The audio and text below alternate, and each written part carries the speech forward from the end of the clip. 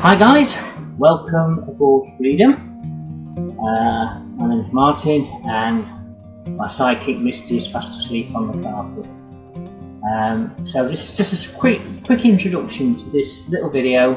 It's a walkthrough of Freedom I did some time ago for my Facebook group page, and it wasn't particularly put together to come onto YouTube, but I thought it might just help give you a little bit of an insight of where we live and how we live on a wide beam, and hopefully in the next 1 or 2 weeks I'll do a piece to camera that gives you a little bit of history about Misty and Me.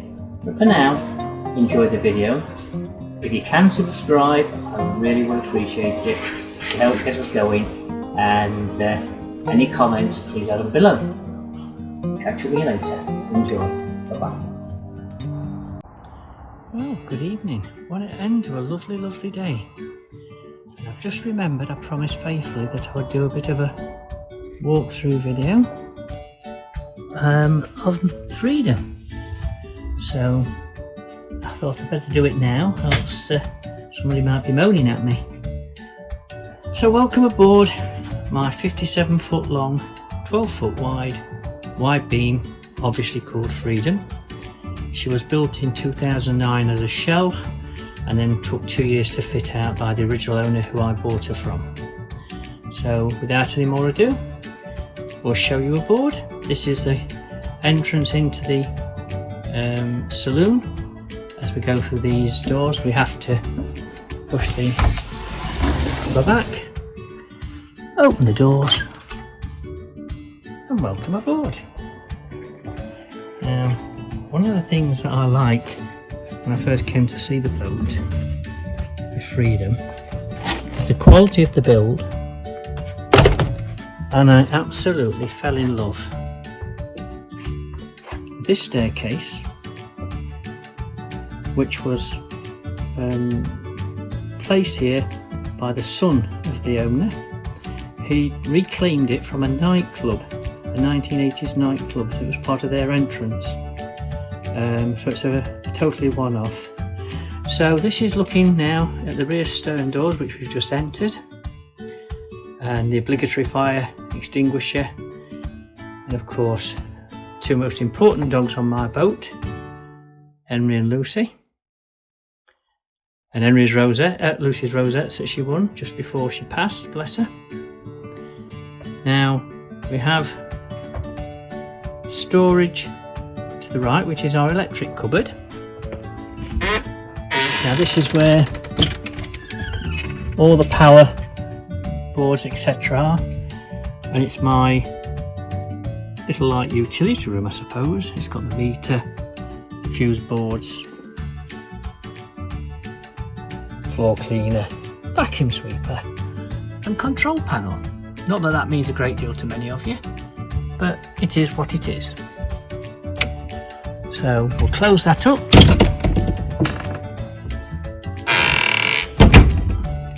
And then going back to the stern doors, as you come in, as you can see, this is the entrance into my beautiful boat. Misty's here to help on the guided tour. Now, I was very fortunate because everything on the boat except for the crockery, pots, pans and cutlery was left by the original owner. The little coffee table and sofa, maybe not what I would have designed and had in there myself, but because it was only made this last year and it was custom built for the boat, I'm quite happy to live with it until it gets to a point where it needs replacing. All the lighting you can see in this boat is actually 12 volt. So in the daytime I have a charger that's permanently plugged into the 3 leisure batteries in the engine room, and this trickle charges the batteries. Then at night, when I'm using all the power, it's all 12 volt including the lights, the lamps. The breakfast bar chairs, again, maybe not my personal taste, but it came with the boat, so for now they can stay. As you can see, we're not too primitive. We do have a TV Even the TV cabinet was left by the owners. Here's my Morso Squirrel stove, which does more than ample heating of the boat. I don't actually need the central heating, because when that baby's going, it's really nice and hot. We then move into the galley kitchen. The one thing about this boat is there's no shortage of storage. It's no different to anybody else's kitchen. We have all the facilities that you'd want: microwave, toaster, obviously kettle, hidden away,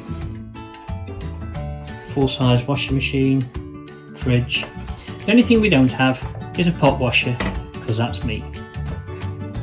I have a 5-ring hob, a Belling 5-ring gas hob, grill, and a cooker, oven. Looking back towards the stern doors.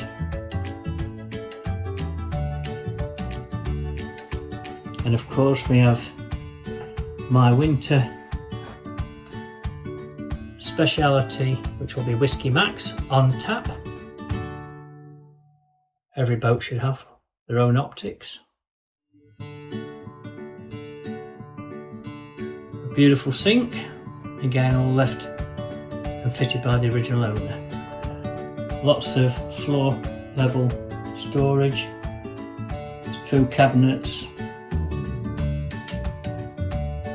and upper storage.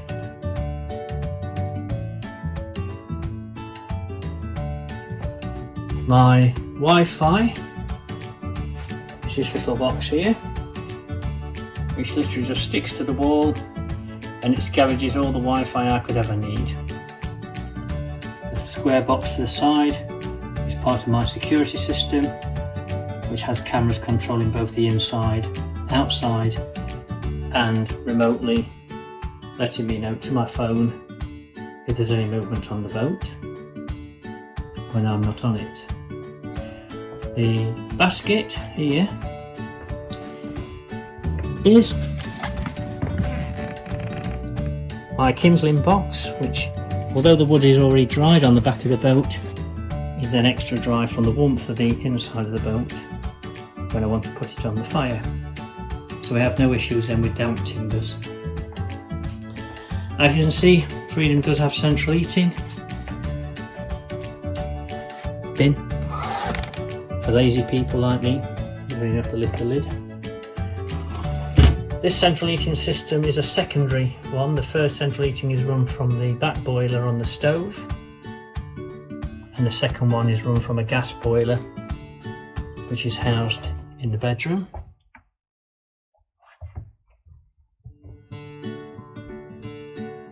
That was a picture I had done by Anna Marie off another YouTube channel called Narrowboat Experience. Do have a look at that and subscribe, the lovely ladies. Come through then to the bathroom, shower room. Plenty of room, full size shower.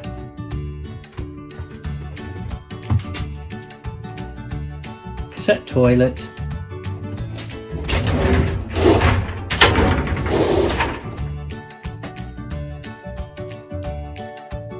Everything you could need. Again, lots of storage.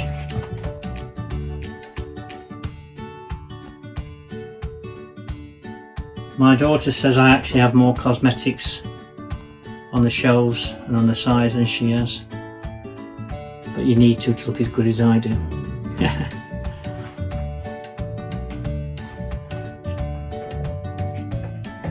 So that's the bathroom, again with a heated towel railing, and then forward of that it's bedroom.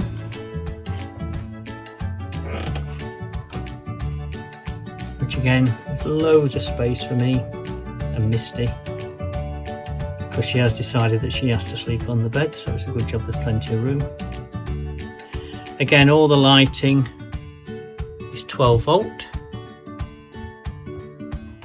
There's no shortage of storage. Again, 2 bedside lockers, large double wardrobe, which I'll just show you. This is one side, you can see on this light.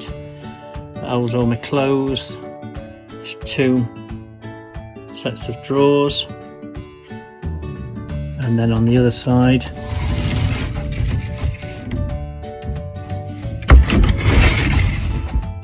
again, plenty of room for shirts. Another set of drawers.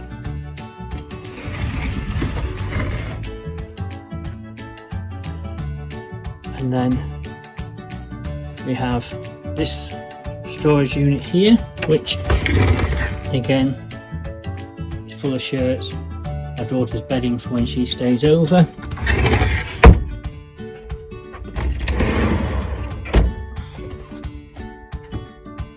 All my winter jackets and coats.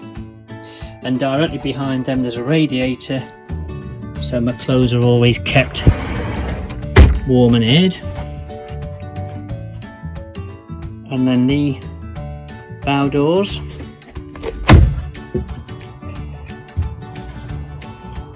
which takes us out with 2 more storage lockers on the front, and that's my view of a night looking across the marina.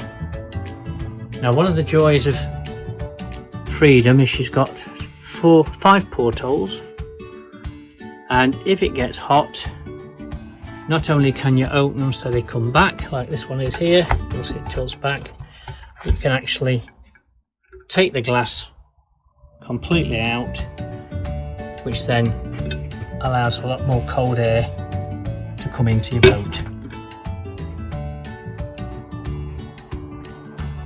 The raised cabinet there is actually a header tank, and then in here, again, you can't see very well in this light I suppose, but there is a gas boiler which I intend using solely as an emergency to heat water and central heating should I ever need it when I'm out on the water. And there you have it, this is Freedom. Love this boat to bits, fell in love with it from the moment I stepped aboard. Wouldn't want to go back into a house ever again.